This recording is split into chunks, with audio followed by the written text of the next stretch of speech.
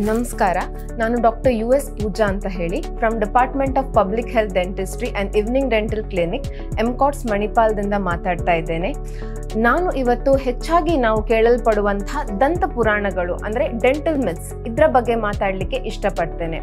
ಹೆಚ್ಚಾಗಿ ಜನರಲ್ಲಿ ಹಲ್ಲಿನ ಬಗ್ಗೆ ಅಥವಾ ದಂತ ವೈದ್ಯಕೀಯದ ಬಗ್ಗೆ ತುಂಬ ತಪ್ಪು ಪರಿಕಲ್ಪನೆಗಳು ಇವೆ. ಜೋರಾಗಿ ಹಲ್ಲು ಉಜ್ಜಿದ್ರೆ ಹಲ್ಲುಗಳು ಬಿಳಿ ಆಗ್ತದೆ ಅನ್ನುವಂತಹ ಒಂದು ಭಾವನೆ ಇದೆ. ಯಾವಾಗ ನಾವು ಜೋರಾಗಿ ಹಲ್ಲುಗಳನ್ನ ಉಜ್ತೇವೋ ಆಗ ಎನಾಮಲ್ ಲೇಯರ್ ಸವಿತದೆ. ಹಾಗಾಗಿ ನಾವು ಹೆಚ್ಚಾಗಿ ಜೋರಾಗಿ ಹಲ್ಲುಗಳನ್ನ ಉಜ್ಜಬಾರ್ದು.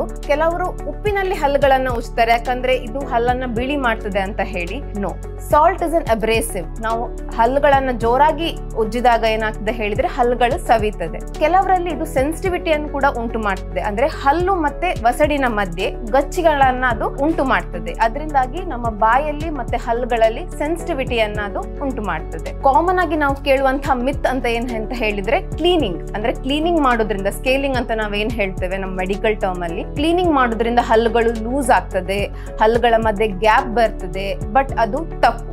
ಕ್ಲೀನಿಂಗ್ ಮಾಡೋದ್ರಿಂದ ಹಲ್ಲಲ್ಲಿ ಕೂತಿರುವಂತಹ ಎಲ್ಲ ಡೆಪಾಸಿಟ್ಗಳನ್ನು ಅದು ತೆಗೀತದೆ. ಹಲ್ಲಿನ ಮತ್ತು ವಸಡಿನ ಆರೋಗ್ಯವನ್ನು ಅದು ಕಾಪಾಡ್ತದೆ. Cleaning is very important. Every 1 year ನಾವು ಕ್ಲೀನಿಂಗ್ ಅನ್ನು ಮಾಡಬೇಕು. As a dentist we recommend at least 1 year ಒಮ್ಮೆಯಾದ್ರೂ ನೀವು ಕ್ಲೀನಿಂಗ್ ಅನ್ನು ಮಾಡಿಸ್ಬೇಕು ಅಂತ ಹೇಳಿ. ಇನ್ನು ಹೆಚ್ಚಾಗಿ ಜನರು ಏನ್ ಹೆದರ್ತಾರೆ ಅಂತ ಹೇಳಿದ್ರೆ ಎಕ್ಸ್ಟ್ರಾಕ್ಷನ್, ಅಂದ್ರೆ ಹಲ್ಲು ಕೀಳುವಿಕೆಗೆ ಹೆದರ್ತಾರೆ. ಯಾಕಂತ ಹೇಳಿದ್ರೆ ಹಲ್ಲು ಕೀಳುದ್ರಿಂದ ಮೆದುಳಿಗೆ ಅಥವಾ ನಮ್ಮ ಕಣ್ಣಿಗೆ ಏನಾದ್ರೂ ತೊಂದರೆ, ಹಾನಿ ಉಂಟು ಮಾಡುತ್ತದೆ ಅನ್ನುವಂತಹ ಒಂದು ಭಾವನೆ ಎಲ್ಲರಲ್ಲೂ ಕೂಡ ಇದೆ. ಇದು ಕೂಡ ತಪ್ಪು. ಹಲ್ಲಿನ ನರವೇ ಬೇರೆ, ಕಣ್ಣಿನ ನರವೇ ಬೇರೆ. ಇದಕ್ಕೆ ಯಾವುದೇ ರೀತಿಯಾದಂತಹ ಸಂಬಂಧ ಇಲ್ಲ.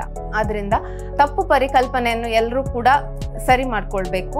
ಹಲ್ಲಿಗೆ ಮತ್ತೆ ಕಣ್ಣಿಗೆ ಯಾವ ರೀತಿಯಾದಂತಹ ಸಂಬಂಧ ಕೂಡ ಇಲ್ಲ. ತುಂಬಾ ಹೆತ್ತವರು ತಮ್ಮ ಮಕ್ಕಳ ಹಲ್ಲುಗಳನ್ನ ತುಂಬಾ ನಿರ್ಲಕ್ಷಿಸ್ತಾರೆ. ಯಾಕಂತ ಹೇಳಿದ್ರೆ ಅದು ಹಲ್ಲು, ನಾಳೆ ಹಲ್ಲುಗಳು ಬೀಳ್ತವೆ, ಹೊಸ ಹಲ್ಲುಗಳು ಬರ್ತವೆ ಎನ್ನುವಂತಹ ಒಂದು ಅಭಿಪ್ರಾಯ ಅವರಲ್ಲಿ ಇದೆ. ಬಟ್ ಆ ಹಲ್ಲುಗಳೇ ನಮ್ಮ ಹೊಸ ಹಲ್ಲುಗಳಿಗೆ ಆಧಾರ ಸ್ತಂಭ ಇದ್ದ ಹಾಗೆ. ಹಾಗಾಗಿ ಅದನ್ನು ಸಂರಕ್ಷಿಸುವುದು, ಅದಕ್ಕೆ ಸರಿಯಾದ ಸಮಯದಲ್ಲಿ ಚಿಕಿತ್ಸೆ ಮಾಡುವುದು ತುಂಬಾ ಉತ್ತಮ ಹಾಗೂ ಒಳ್ಳೆಯ ಚಿಕಿತ್ಸೆ. ಯಾವುದೇ ರೀತಿಯಾದಂತಹ ನಾವು ಸಲಹೆಗಳನ್ನ ಪಡ್ಕೊಳ್ಬೇಕಂತಾದ್ರೆ ನೀವು ನಿಮ್ಮ ಅಕ್ಕಪಕ್ಕದ ಮನೆಯವರ ಬಳಿ ಕೇಳದೆ ನಿಮ್ಮ ದಂತ ವೈದ್ಯರ ಬಳಿ ಹೋಗಿ ಸರಿಯಾದ ಸಲಹೆ ಸೂಚನೆಗಳನ್ನ ಪಡೆದುಕೊಳ್ಬೇಕಾಗಿ ನಾನು ವಿನಂತಿಸ್ತೇನೆ.